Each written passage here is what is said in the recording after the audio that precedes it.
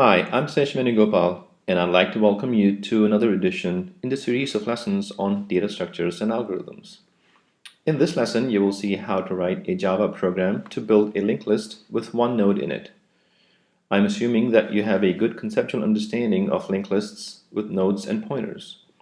If you would like to review or refresh your memory, you can watch the Imagine Linked List videos for integers and strings before returning to this lesson.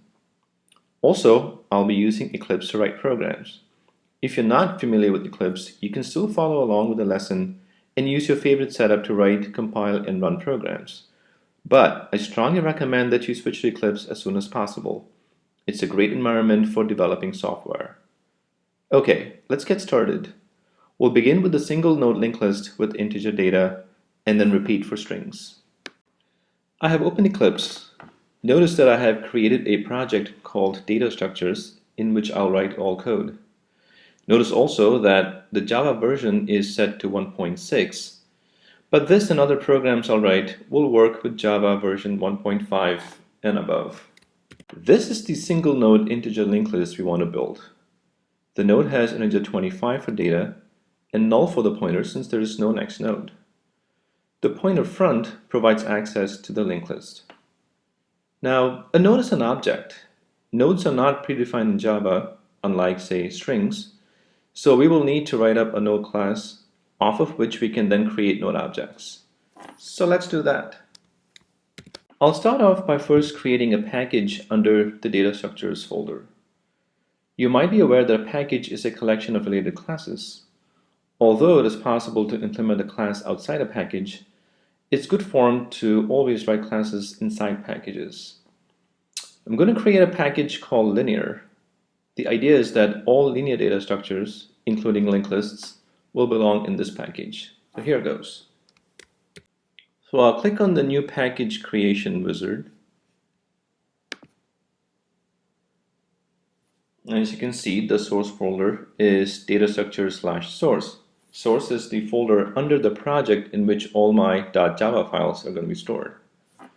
The name of this package is linear, and that's pretty much it. So now that we have a package set up, we can go ahead and write up a node class in this package. To create a new class, I'll use the new class creation wizard right here. Notice that again we're in this project under the source folder and in the package linear.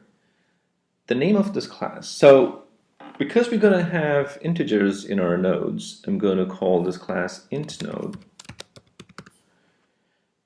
And all the rest of this stuff I'm going to leave as is without any changes, and I will click finish.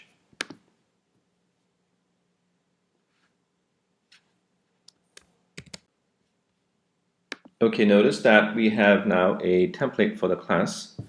The top line here says package linear, and that's the package under which this class is being built. And we have public class int node. So the first thing to do is to define the fields. So one part of the node is data, which is of type integer. So let's go ahead and write that in. And the other part is the pointer to the next node. Now, the type of a pointer is basically the node name.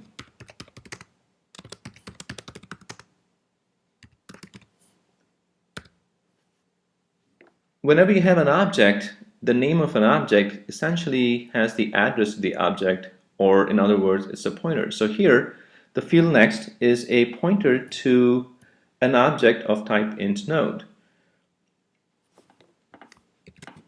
Now, we've chosen to define the data part first, followed by the next part, which is consistent with this picture of a node that we've been working with all along. But you can switch the sequence in which you define the fields, and it'll work just as well. All right, let's go on and define a constructor. So this constructor is going to accept as parameters the data part and the next part. And in the constructor, we'll simply assign these parameters to the fields in the class.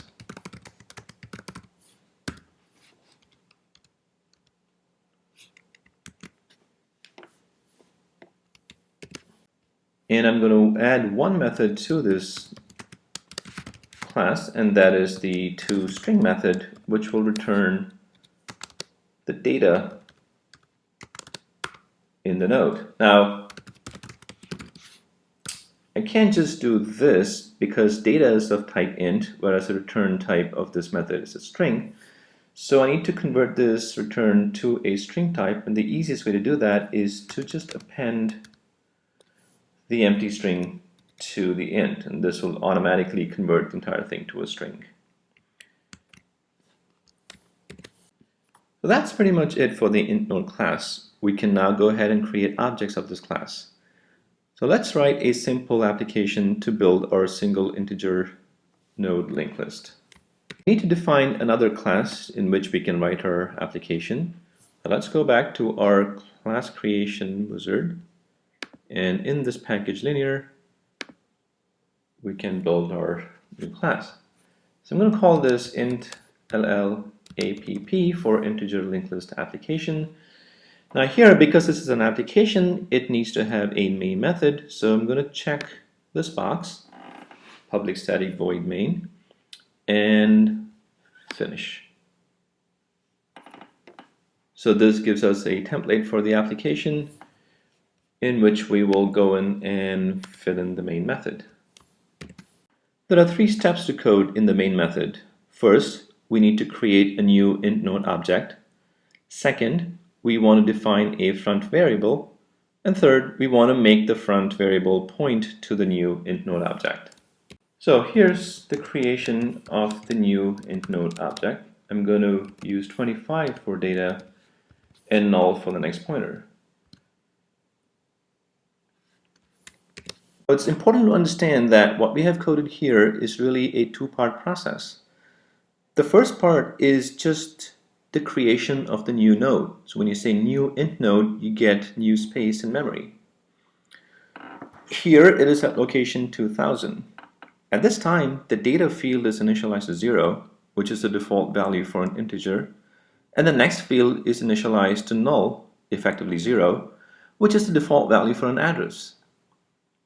The second part is the initialization of the fields of the node achieved by executing the constructor. So int node 25 comma null calls the constructor, and 25 and null are sent in as values for the initialization. The data field is assigned 25, overwriting the 0, and the next field is assigned null, effectively 0, which doesn't change anything since the next field was null to begin with. So what we have seen so far is the creation of a new node and its initialization with the constructor. When this piece of code is executed, the memory address of the new node will be returned, which is 2000 in this example. What remains to be done is to define a front variable in which this address can be captured, at which point we will have a linked list. So we can introduce a left-hand side to this statement where we define a front variable of type int node and also assign it to the address that was returned from creating the new int node object. You can see that when the front variable is defined, it is assigned space in memory here at address 2024, following which assigning to it the address of the new node ends up filling in the address 2000 in this variable. And that's pretty much it. So to finish up, let's access this node and print out the data in it. So we can do system.println front.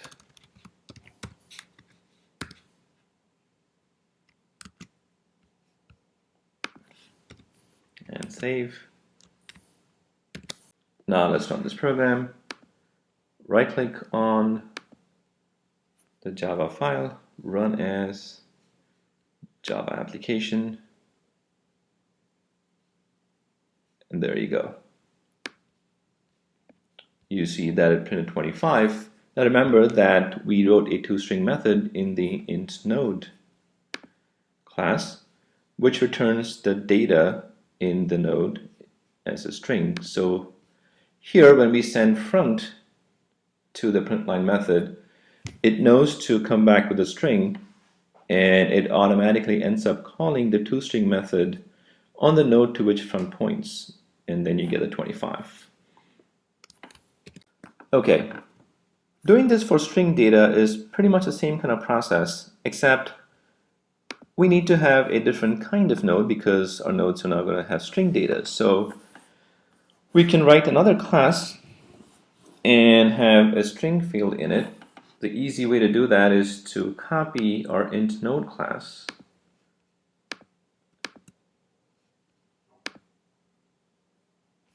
and call it string node. And in the string node class, we can change the data type to string. And here in the constructor, we will also have to change the parameter to string, and here, because data is a string now, we don't need to concatenate with the empty string. It works fine just as is. So there we have the string node class. So going back to the application, we can add a couple of lines here to create a string node. Let's call it str front,